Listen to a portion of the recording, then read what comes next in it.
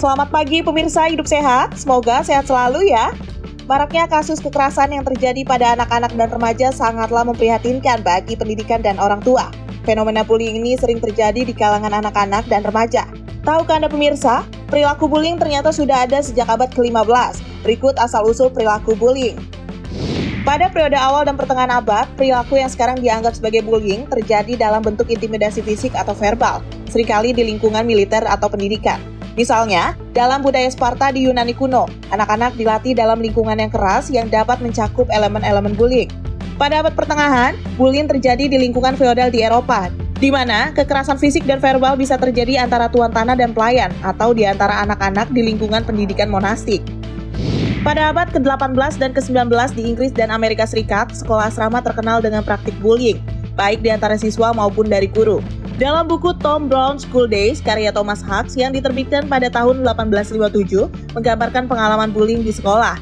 Revolusi industri membawa perubahan sosial yang besar, termasuk perpindahan orang-orang ke kota besar, yang menciptakan lingkungan di mana bullying di tempat kerja dan sekolah bisa terjadi. Pada abad ke-20, dalam Perang Dunia I dan II, tentara yang kembali dari perang sering membawa trauma yang bisa mengekspresikan diri dalam bentuk agresi dan bullying. Di Amerika Serikat, pergerakan hak sipil pada tahun 1950-an dan 1960-an juga mencerminkan aspek bullying rasial dan diskriminasi.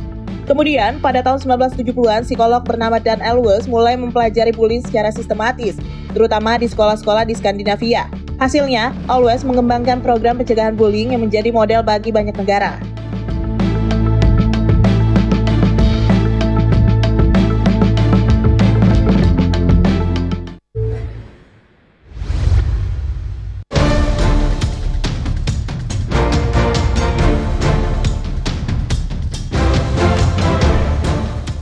Pemirsa, alarm perundungan atau bullying kembali meraung keras. Pada 15 Oktober 2025, mahasiswa sosiologi Universitas Udayana Bali diguncang kabar duka.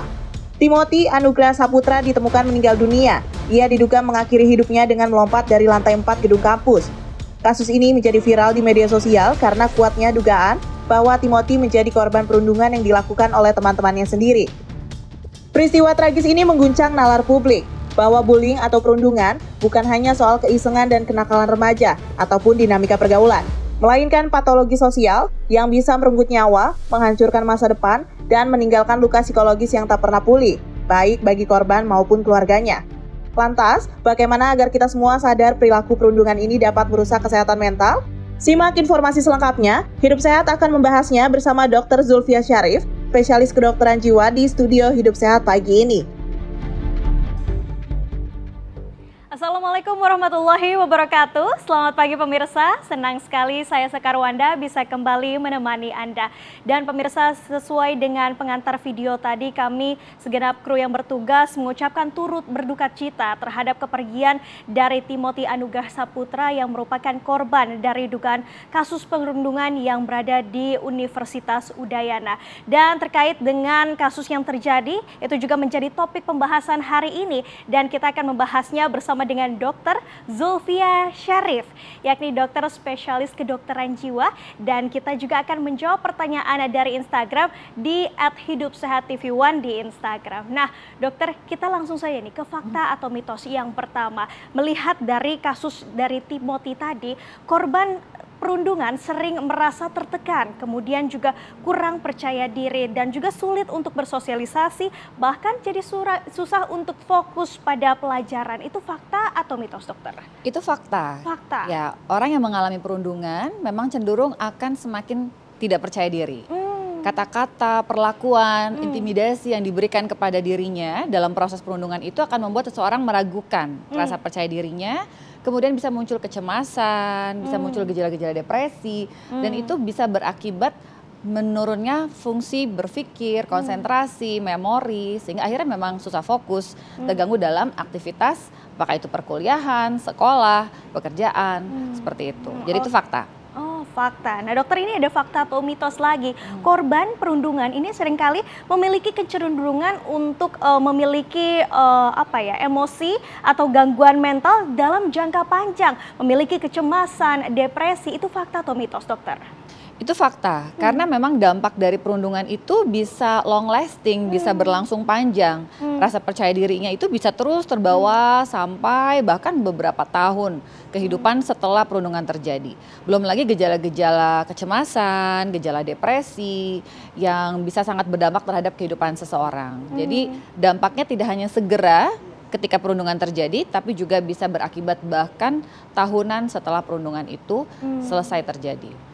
Oh oke, tapi dok mungkin nggak sih perundungan ini tuh terjadi karena dari korbannya sendiri mungkin dia memiliki sifat yang kemudian ini akhirnya memancing untuk orang lain melakukan bullying terhadap dirinya? Mungkin saja bahwa memang ada suatu perilaku atau suatu kondisi pada diri seseorang yang membuat dia menjadi rentan, menjadi objek bully. Tapi tentunya itu tidak menjadi pembenaran bahwa pembulian itu boleh atau dinormalisasi ya.